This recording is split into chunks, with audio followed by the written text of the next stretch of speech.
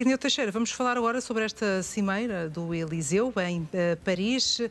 O que é que, de concreto, podemos retirar das decisões de lá saídas? Bom, de concreto é o que eles disseram. Mas antes, porque eu lancei um desafio, Janete, e peço desculpa, porque o nosso canal está a chegar cada vez a mais lugares. E de onde é que nos acompanham? E desculpe este parênteses, mas é assim. Dona Elvira Oliveira está-nos a ver agora de uma aldeia que se chama Silveiro, é do município de Oliveira do Bairro.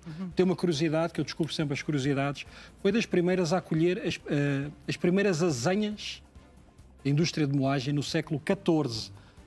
Posto isto, e porque é para as pessoas que nós falamos, Janete, a França e a Inglaterra tentam tomar a dianteira na ajuda à Ucrânia.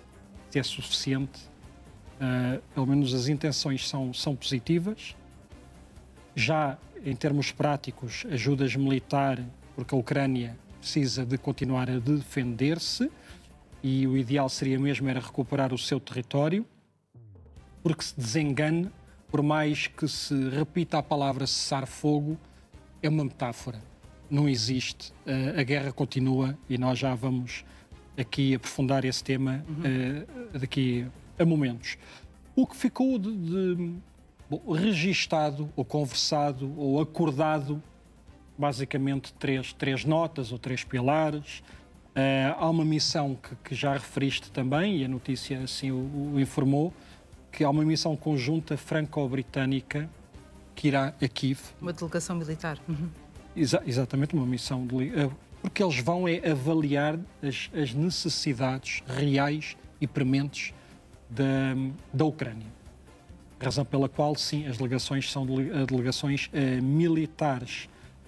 Ficou definido que a futura missão de paz, de monitoramento do cessar-fogo, não será implementada na linha da frente, mas sim em zonas que consideram estratégicas. Já se falou ainda ontem, também acho que tinhas referido inclusivamente, Janete, podia ser ao longo do rio de Dnipro, pode ser nas cidades principais do centro ou do oeste. Enfim, mas também não há entendimento neste aspecto. A Polónia não quer enviar tropas, a Itália, se for num acordo com as Nações Unidas, enfim, mas a Polónia preferia mesmo é que a Ucrânia entrasse na NATO e havia a questão do artigo 5º. Enfim, o que ficou ali, além da questão de uma ajuda mais real e mais robusta à Ucrânia, é a questão também, novamente, do rearmamento europeu. Porque a Europa não é que tenha que se armar, mas atendendo ao contexto mundial, e tal como na nossa rua, tal como nos nossos apartamentos, tal como nas nossas comunidades, temos que perceber quem é que nos rodeia. Se nós temos vizinhos provocadores e que nos ameaçam a nossa segurança, isto vai de uma casa para o todo, vai para uma nação. A Europa não tem garantia, não oferece garantias de segurança à sua população.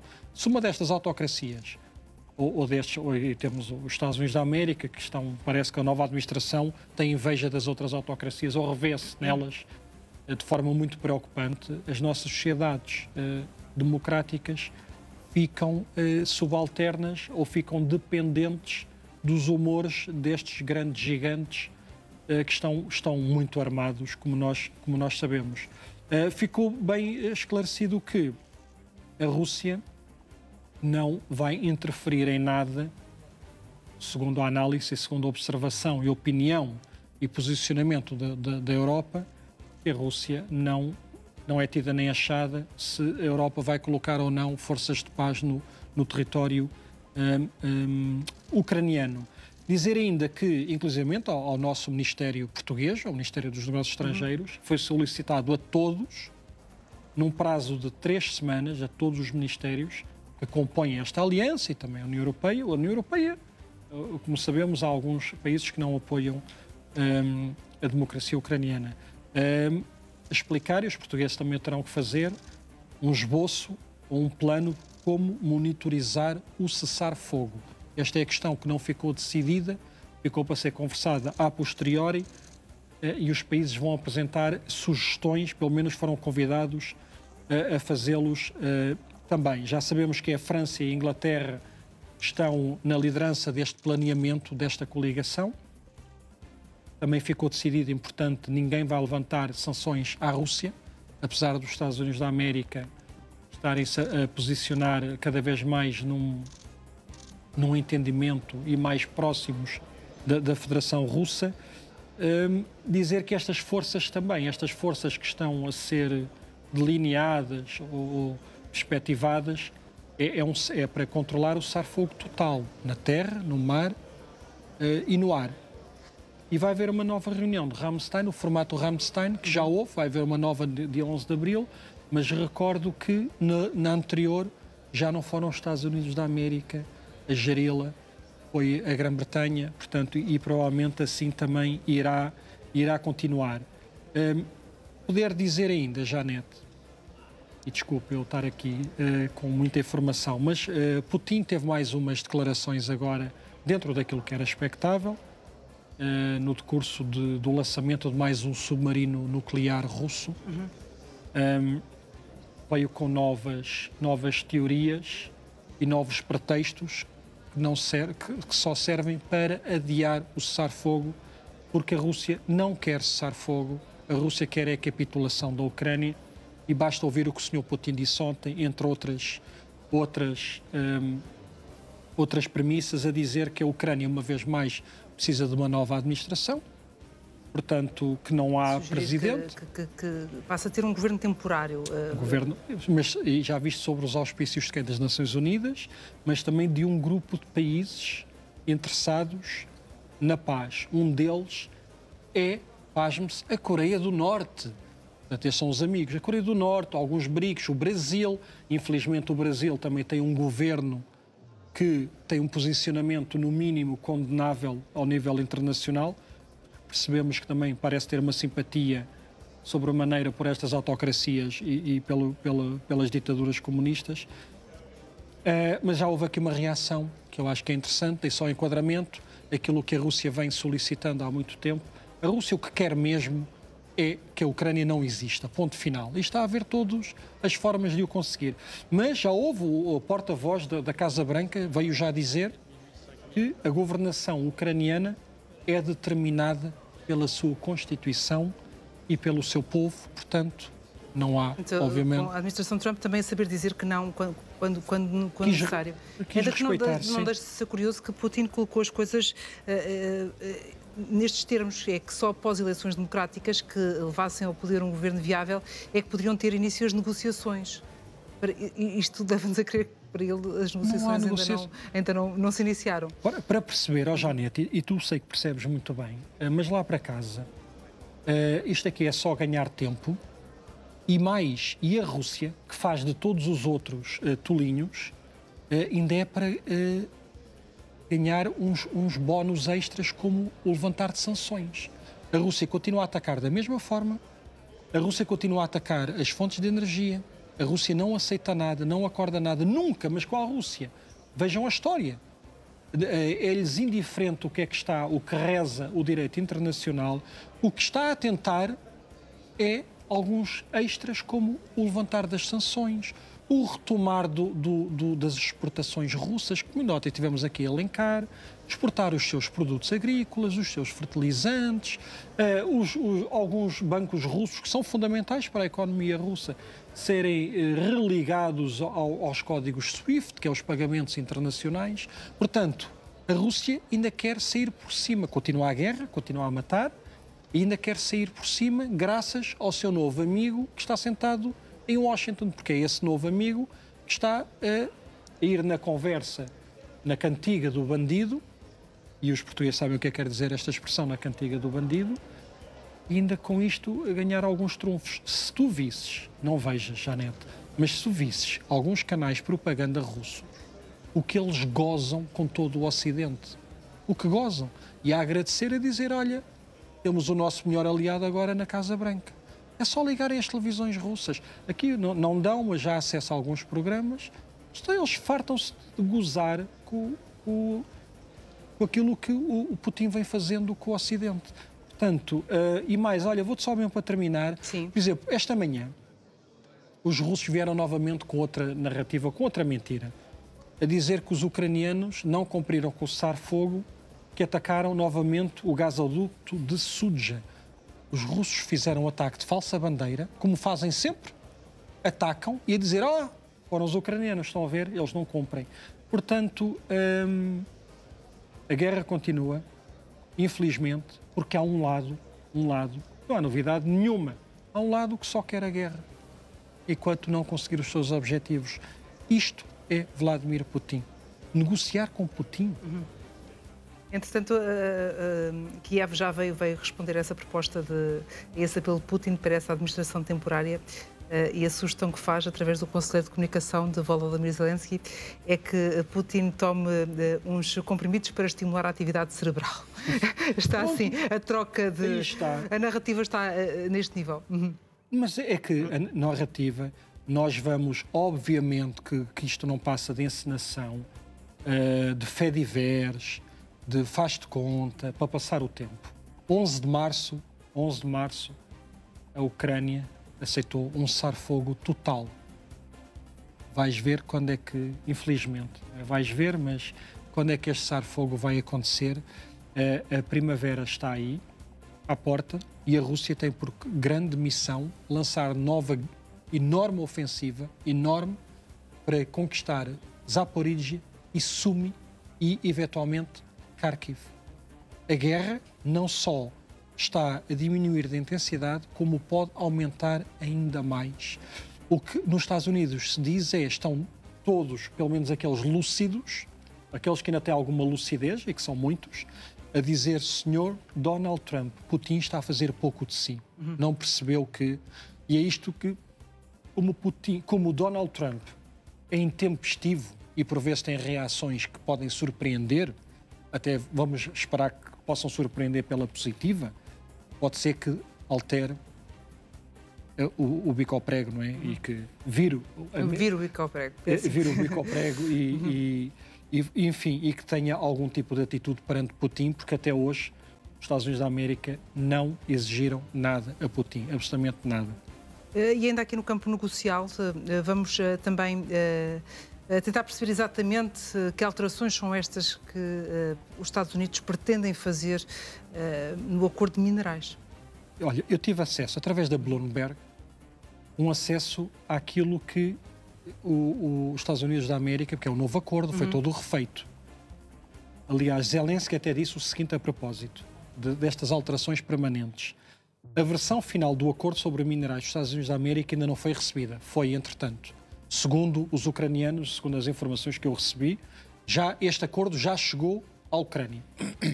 Mas o Zelensky acusava de eles estarem sempre a alterar os pressupostos, os pontos, enfim, os artigos. Isto, o que parece, as informações que estão a chegar, é no mínimo chocante. É mais uma humilhação para a Ucrânia. Entre alguns pontos, eu vou dizê-los assim, alguns que eu acho que é interessante para as pessoas perceberem o que é que os Estados Unidos da América pretendem neste novo acordo de minerais. É outro. Os Estados Unidos da América, esta administração, aquele senhor que ali se sentou, que é Donald Trump, quer o controlo dos principais investimentos, das infraestruturas e recursos minerais e quer vetar a participação de aliados da Ucrânia em futuros acordos. Portanto, basicamente quer ter o controlo total dos recursos e das infraestruturas e dos investimentos que se venham a fazer no futuro. Basicamente é ter um controlo de tudo. Direito de preferência a todos os investimentos nestes projetos de infraestruturas. Os Estados Unidos da América também querem controlar projetos como, imagine-se, novas autoestradas, caminhos de ferro, portos, navais, minas, infraestruturas de petróleo, de gás e os minerais essenciais. Vamos a perceber o que é que os Estados Unidos da América querem. Diz depois que o governo de Kiev tem que contribuir com 50% para aquele fundo, que é depois para a reconstrução da Ucrânia. Portanto, para esse fundo, a Ucrânia tem que contribuir com 50% das receitas de todos os novos projetos. Todos. seja recursos naturais, infraestruturas, para este fundo. E os Estados Unidos da América vão receber, têm direito aos lucros e mais 4% ao ano até para recuperar o investimento. E agora já se fala, lembra-se daqueles valores que Donald Trump ia dizendo, os 350 bilhões, eu sei lá, ele disse tantos números, agora fala-se em 120 bilhões de dólares que os Estados Unidos da América querem de volta. Querem depauperar a Ucrânia, mas querem o dinheiro de volta e querem ficar a tomar conta de todos os recursos. Mas não é só recursos.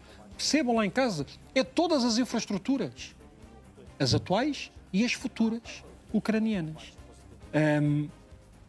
Este acordo, sem prazo, não tem prazo sequer, não foi apresentado com prazo, proíbe Kiev, a Ucrânia, vender os minerais, estes minerais, portanto, a parte que lhe compete, ainda não pode vender a países que os Estados Unidos da América considerem concorrentes estratégicos. Falta depois saber quais são. Os Estados Unidos da América pode dizer que são todos. Por exemplo, e só para terminar, mas é para as pessoas terem, para perceberem a má fé deste acordo que foi entregue, parece que chegou hoje à Ucrânia assinado. Portanto, é um acordo que elimina quase por completo o anterior. Futuro. Sim, elimina o anterior, porque agora já não são as terras raras, agora é tudo. É tudo. E neste acordo, segundo o que me foi dado a saber, não há um ponto a falar de garantias de segurança. Um ponto. Sim, o Financial Times também destacava essa questão. Nenhum ponto de segurança. As garantias de segurança Ou seja, continuam não. Isto é um acordo económico. O Sr. Donald Trump quer, porque acha que ele desconsidera completamente Zelensky, não tem interesse nenhum na Ucrânia, achou que Biden não devia ter dado o dinheiro, não devia ter ajudado a Ucrânia, quer o dinheiro todo de volta para os cofres norte-americanos. Além destes 120 mil milhões, ainda quer humilhar novamente, quer a Ucrânia, quer Zelensky, dizer, nós vamos tomar conta disso, porque esta é a postura deste senhor. Com esta falta de palavra fica difícil negociar e chegar a qualquer tipo de acordo. Agora está no departamento jurídico. Não é? Sim, duvido. Isto aqui vai descambar, atendendo ao posicionamento desta administração, daqueles senhores que ali estão, aquele senhor de chapéu vermelho, mais o outro que é o que nós sabemos também. A verdade, isto não está a levar um curso muito perigoso. Por um lado, temos Putin a atacar cada vez mais, a matar cada vez mais, porque agora os ataques só são a civis. E temos, por outro lado, a tentar acabar com o futuro da Ucrânia em termos económicos. Isto é o que está a acontecer. São dois tiranos, um aspirante, porque os Estados Unidos da América, felizmente, não é a Federação Russa, pelo menos as instituições vão funcionando. Estamos atentos, vamos aguardar e vamos também confirmar se é exatamente assim, como eu estou a dizer. A Ucrânia ainda não reagiu. Não, a Ucrânia só reagiu a dizer que recebeu. Pois. Agora vai para o departamento jurídico, aquilo vai ser tudo, e vai haver já garantidamente uma contra-resposta ou um novo plano, portanto vão alterar as alíneas e sugerir outras, porque a Ucrânia continua a querer uma cooperação com os Estados Unidos da América porque está dependente deles. E estamos a caminhar para tempos muito sombrios, muito perigosos, estamos em 2025 e a assistir isto no coração da Europa, senhores da guerra, o poder que têm a exercer isto sobre países com mais fracos ou com menos capacidade de defesa. Isto faz-me lembrar, e nós andamos todos na história, faz-nos lembrar a idade medieval. Estes senhores querem retroceder no tempo séculos, a lei do mais forte sobre a lei do mais fraco. Isto é inadmissível. Vamos agora fazer uma ronda, Virneu, pelos acontecimentos mais relevantes, em termos de guerra propriamente dita. Olha, eu vou começar por Kherson. A propósito disto que eu acabei de dizer do Sr. Putin e da Federação Russa, o que está a fazer com a Ucrânia. Kherson é das cidades, e eu sei que tenho uma pessoa que está em Portimão de Kherson que nos assiste diariamente e que nos estão a assistir agora também, e cumprimentos, que é de lá. Kherson está a viver tempos, esta é a designação, inclusive dos ucranianos, de Kherson, apocalípticos, a dizer, nós somos atacados diariamente, estamos a morrer diariamente, eles fazem safari com a população. as últimas horas diz que elevaram o padrão à loucura. A Rússia não para de atacar. Nós temos vídeos. Vamos ver essas imagens de Kherson. Podemos ver aquilo que eu já disse. Isto é Kherson. Mas o paramédico e o motorista estão no hospital. Os russos, na zona de Kherson, estão a matar e a destruir toda a gente. Lembramos do não atacar as fontes de energia. Lembramos, não lembramos que o senhor Putin disse, ok, não vamos atacar as fontes de energia. Não há luz, não há água, não há gás, não há nada em Kherson. Eu desculpo as imagens, peço desculpa agora porque está aqui uma senhora faleceu.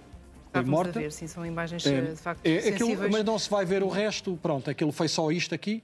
Mas Kherson, só entre 2 horas, 37 projéteis de artilharia destruíram parte do centro da cidade. É a brutalidade, é o inferno na terra, que é um pouco por todo lado da Ucrânia, infelizmente, mas Kherson é o seu expoente máximo. Mas não foi só, não se ataca infraestruturas energéticas, não foi o que disse o Sr. Putin. Poltava está sem luz e sem energia. Dizer esta manhã, além de acusar a Ucrânia de não respeitar essa moratória, que se reserva o direito de retomar os ataques também contra alvos energéticos. Os russos atacaram um gasoduto russo, para dizer que foram os ucranianos, para justificar a barbaridade que cometem. Mas estes ataques são de ontem. Sim, e a Ucrânia já veio negar qualquer claro. Há vídeos. Nesse eu não ataque. Trouxe o vídeo, este aqui já explico o que é. Não trouxe o vídeo, mas eu tenho. Os russos, porque há drones, atacaram o gasoduto já estava a arder. Portanto, o gasoduto já tinha sido atacado. A dizer, estão a ver o que os ucranianos fazem? Para justificar estas barbaridades. Os russos mentem porque é assim. Vão ver a história. Os russos mentem sempre. Todos os dias, todas as informações, em todos os conflitos. Portanto, nada daquilo que eles podem dizer pode ser levado a sério. Para justificar. Acabou.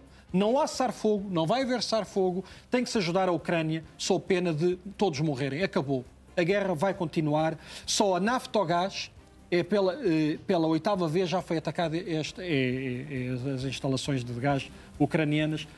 Bom, o que nós estamos aqui a ver é, alegadamente, os ucranianos em Belgorod são pontes, lugares estratégicos em Belgorod, ainda em frente, pontes na região de Belgorod, porque é do outro lado de Kharkiv, os ucranianos.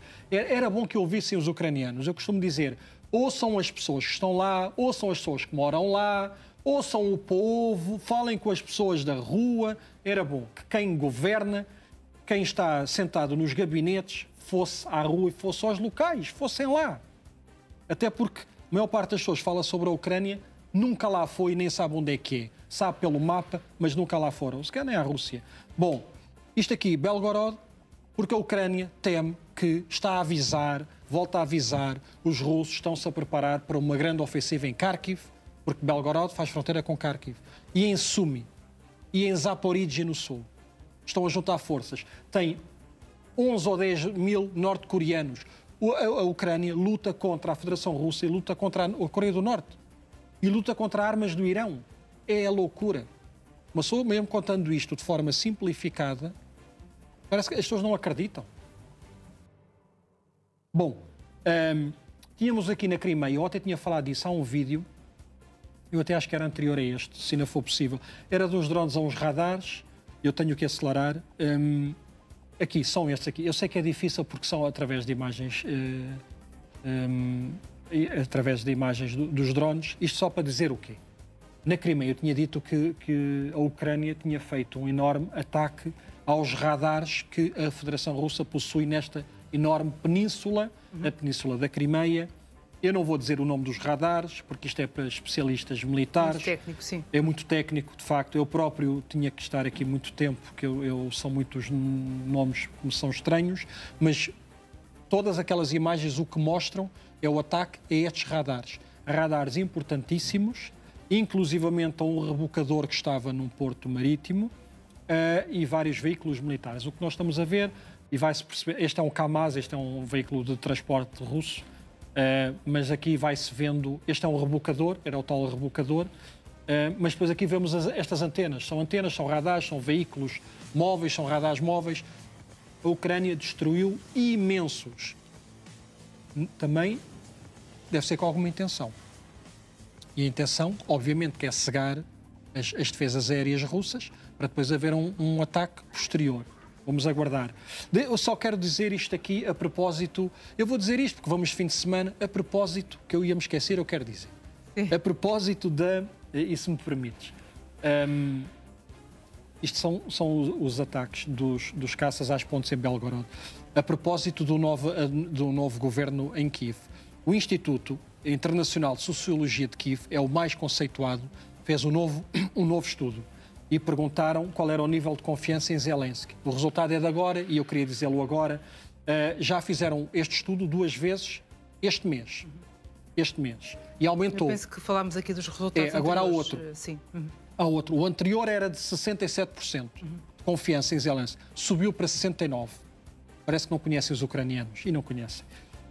E 77% diz que as eleições só se realizam ou com paz, com o fim da guerra, ou, eventualmente, se houver garantias de cessar-fogo e de assinarem a paz. Se assinarem um cessar-fogo efetivo, eventualmente sim, 77%. Portanto... Vladimir Putin pode tirar essas ideias da cabeça. Tiram as ideias e se havia pessoas que eventualmente consideram que a gestão de Zelensky não seria a melhor e tal, poderiam considerar um Poroshenko desta vida, ou outra pessoa qualquer, ou Timoshenko, enfim. As pessoas estão-se a unir cada vez mais e já perceberam que povo unido jamais será vencido. Máxima que conhecemos bem. Irneu, vamos às histórias finais. Temos. Tenho aqui várias. Ontem falaste-me, desafiaste-me, e eu também gosto de desafios. A questão das crianças. Mas eu trago outras porque recebi outras informações. Eu trago aqui, é só uma fotografia. Isto foi até uma reportagem do Político. Eu só tenho esta foto, eu vou resumir, porque só tenho a imagem destes 3 meninos, jovens, são adolescentes. Não sei o nome deles, mas eles foram levados de Kherson, há pouco falei de Kherson, foram levados ilegalmente, sequestrados, levados à força, ilegalmente, foram para a Rússia. Parece que estes 3 nunca se deixaram russificar, nunca quiseram documentação russa, fizeram tanta pressão que os russos os devolveram, finalmente. Os 3 sempre unidos, lá está. Grandes jovens, estes ucranianos de verdade, de Kherson. Kherson não são russófobos, falam russo, mas não são. Ali respira-se e sente-se a Ucrânia. E quem lá está em casa, eu sei que me está a ouvir, é de lá. E a dizer que eles depois caminharam vários quilómetros a pé, porque tiveram que ser devolvidos ao norte, na fronteira Bielorrússia com a Ucrânia. Entraram por ali, aquelas zonas estão minadas, mas eles não se importaram. Quilómetros e quilómetros e quilómetros até que chegaram à Ucrânia, estão a salvo, finalmente. Outra também, que eu não tenho também, não há imagens para proteger as crianças, são 3 crianças. Eu tenho um vídeo só para ilustrar o regresso de crianças. Podemos pôr o seguinte, mas também são histórias que eu quero partilhar. Isto é só para enquadrar, é o regresso de outras crianças, não são destas 3 que eu vou falar rapidamente. Uma que é um menino de 5 anos, o Ivan, filho de um soldado ucraniano, que também regressaram agora. Soldado ucraniano, o menino foi tantas vezes ameaçado e a família ameaçada, que ele deixou de falar. Este menino tem 5 anos, o Ivan não fala há 1 ano, nem para dizer mãe. Finalmente, regressou à família. O trauma impressionante, sempre. Uma outra menina, Svitlana, foi levada com 1 ano, o pai foi interrogado, torturado, que é isto que os russos fazem nos territórios ocupados, torturam. Infelizmente, tivemos isto no período salazarista. Torturam, mas a tortura na Rússia é uma coisa brutal. Eles conseguiram fugir, pois a mãe foi outra vez ameaçada porque descobriram que ainda tinha uma célula de nascimento ucraniano. Isto é um crime de lesa pátria, não pode. Tem que se terminar de uma vez. Os russos não admitem nada, nem uma palavra ucraniana, nem uma música, nem um livro, nada. E mais uma outra jovem de 13 anos, Oksana, todos estes foram devolvidos, resgatados, finalmente. São os Emirados Árabes Unidos que ajudam a mediar esta situação. Eu recordo, está 1,6 milhões de ucranianos no território ocupado. Agora eu pergunto, e mesmo que não tenha tempo às outras histórias, então, mas estes oblastos são russos, mas moram lá pelo menos 1,6 milhões de ucranianos. O que é que acontece a esta gente? O que é que vai acontecer a estes ucranianos que lá moram?